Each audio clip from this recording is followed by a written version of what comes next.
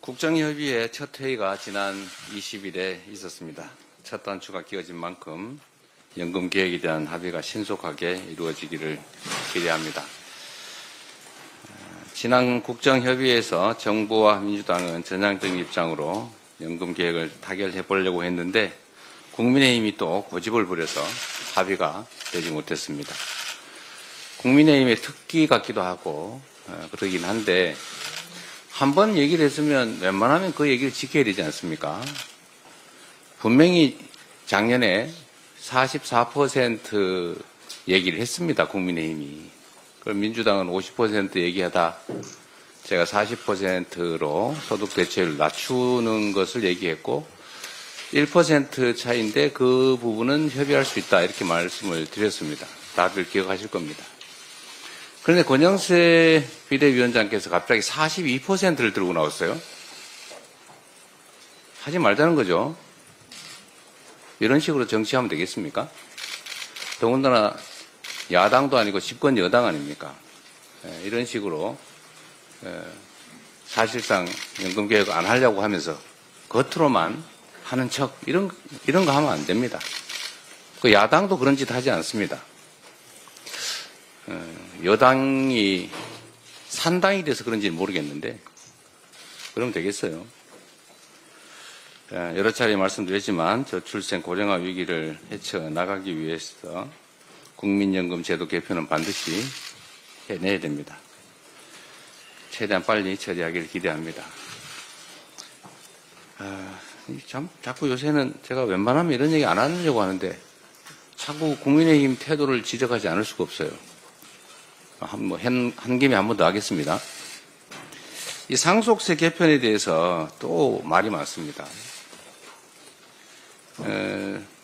2024년 정기회에서 상속세를 개정 논의할 때 정부가 이렇게 최고 세율을 인하하자, 즉 최고 세율 구간을 지금 50%인데 40%로 10%포인트 낮추자 이렇게 얘기했습니다.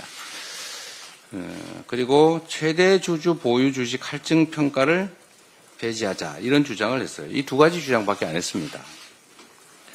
최고 세율을 내려주는 것, 또 최대 주주의 경영권 프리미엄에 대해서 할증 평가를 하는 것을 폐지하자. 그 폐지하면 득보는 사람 누굽니까? 그 서민들이 득보입니까? 우리 국민 중에 최대 주주 돼서 경영권 프리미엄 누리는 사람 몇 사람 됩니까? 그리고 최고 세율 얘기하는데 50%를 내는 최고 세율은 시가로 따지면 한 60억쯤 됩니다. 60억. 기초공제하고 뭐 이런저런 공제하고 60억 넘는 사람 얼마나 돼요? 그게 서민입니까? 지금 민주당은 기초공제 또 일괄공제를 좀 줄이자, 좀 늘리자 그런 겁니다. 28년 전에 5억 해서 합산 10억 아니었습니까? 28년 전에 개발도상국 시절입니다. 근데 지금 그 사이에 집값이 몇 배 올랐어요. 근데 기초공제, 일괄공제 똑같습니다. 그래 어떤 일이 벌어지냐면 부모나 배우자가 이제 사망을 했어요. 세상을 떠났습니다. 그런데 그 부모나 배우자와 함께 살던 집을 상속세를 내기 위해서 떠나야 되는 상황이 지금 발생하고 있어요. 세금을 상속세를 내려니까 집을 팔아야 돼요. 그게 무슨 짓입니까? 비인도적이지 않나요? 이런 걸 좀 고치자고요. 28년 전 기준을 좀 조금만 올리자. 집값은 몇 배 올랐는데 기초공제를 한 2배 정도 이내로 올리자. 그런 얘기 아닙니까? 18억 정도 되는 집은 과세표준 기준으로 18억 정도 되면 세금 없이 상속해서 그 집에 계속 살게 해주자. 합리적이지 않나요? 근데 여기에 왜 딴지를 겁니까? 국민의힘이 딴지를 걸면서 그 얘기 하잖아요, 지금. 최고세율 인하 안 하면 이것도 뭐 동의 못 하겠다. 지금 그런 거 아닌가요? 어디 정책위원장이 어디 그죠? 2022년 상속세 부과 기준을 보면 최고 상속세를 낸 사람이 499명이었습니다. 그러니까 955명이었습니다. 955명. 평균 재산 420억. 그 몇몇 사람들 때문에 10%포인트 깎아주자고. 그러면 1,000억 상속받는 사람 100억 세금 더 깎아주는데 그거 안 해주면 그 기초공제, 일괄공제 못 올려주겠다는 거예요. 이런 행패 아닙니까, 이거는? 이건 당이 아니죠. 그러면서도 이게 서민 운운합니다. 그러면서 이 주장하는 저를 보고 무슨 사기꾼, 뭐 인생을 사기로 살았네, 이런 얘기해요. 왜 욕을 합니까? 욕이잖아요. 국민의 삶을 놓고 하는 정책 토론을 하는데 왜 욕을 해요? 이게 집권 여당이 할 짓입니까? 정말 이해가 안 됩니다. 좀 당황을 한 모양이에요. 내란 세력하고 몰려다니다 보니까. 대통령도 21세기 선진 대한민국에서 세상에 영구 집권해보겠다고 군정을 하겠다고 군사 쿠데타를 하지 않나. 그런 사람들을 비호하면서 1호 당원 징계도 하지 않고 오히려 쫓아다니잖아요. 동조를 하지 않습니까?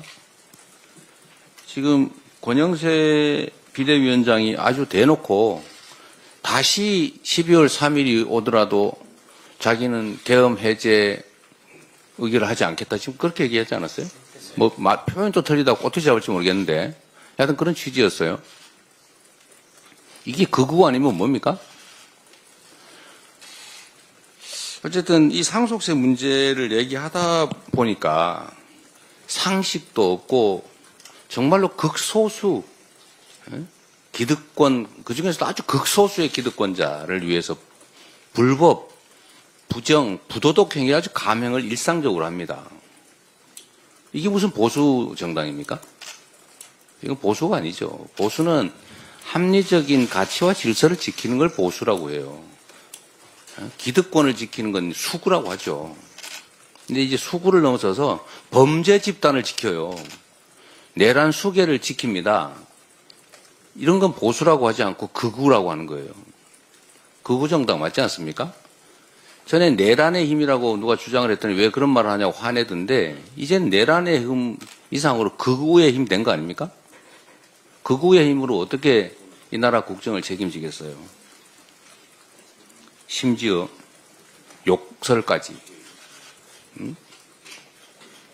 제가 국민의힘 정말 정신 차리시기 바랍니다. 제가 국민의힘을 위해서 하는 말이 아닙니다. 이 나라의 미래를 위해서죠.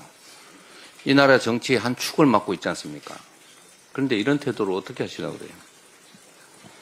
정신 좀 차리시기를 다시 한번 권고드립니다. 합리적으로 정책 토론하기를 기대합니다. 이상입니다. 다음으로 박찬대 원내대표의 발언이 있겠습니다.